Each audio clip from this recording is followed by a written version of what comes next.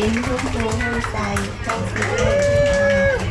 ทางการศึกษาโลกกาลขอเสียงโห่ห้องให้กับครูหนุ่มหล่อสาวงามของเขาเนี่ย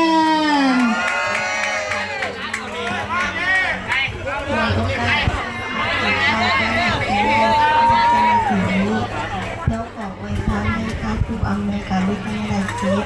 ผู้อาจารย์และนักศึกษาจงมีแต่ความสุขกายสบายใจอายุมั่นขวัญยืน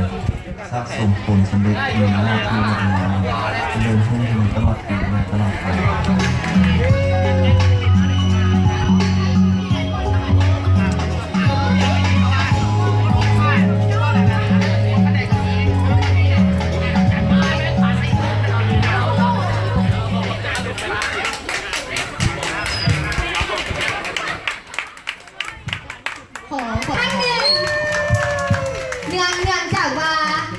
ผู้ชายเนาะบาวโลเขาเป็นเพชรใส่สะพายเสียเนาะคนได้ใส่สะพายใช่ตาเลี้ยว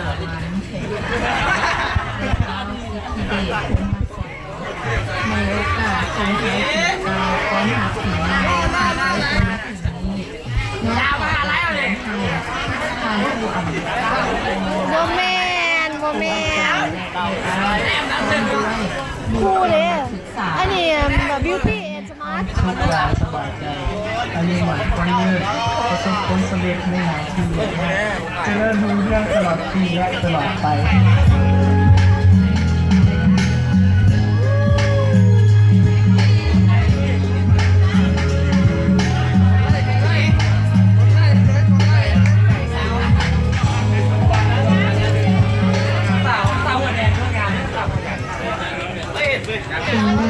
กี้มีสิ่งใดเปลี่ยนไว้จิตใจคนยังคือเก่าแม่ผีเก่ากันคนนั้นก็เหมือนเดิมนี่แหละสบายดีตาคุณเสือน้องเอกคนได้ต่อไปทั้งเด็กผีใกล้จะมาถึงนี้น้องขออวยพรให้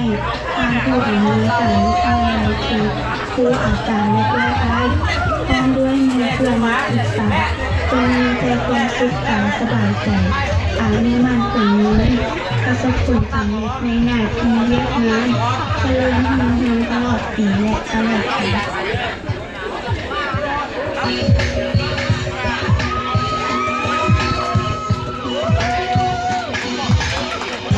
ขอเสียงตบมือดังๆให้กับน้องพี่ดาวอีกครั้งหนึ่งจงเป็นนักศึกษาจากวิทยาลัยเทคปี 2 ภาคบ่าย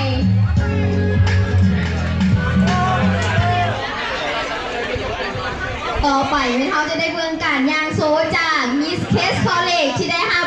รางวัลชนะเลยซึ่งเพิ่นจะมาในแบบใดยางโซในแบบใดขอเชิญทุกท่านติดตามรับชม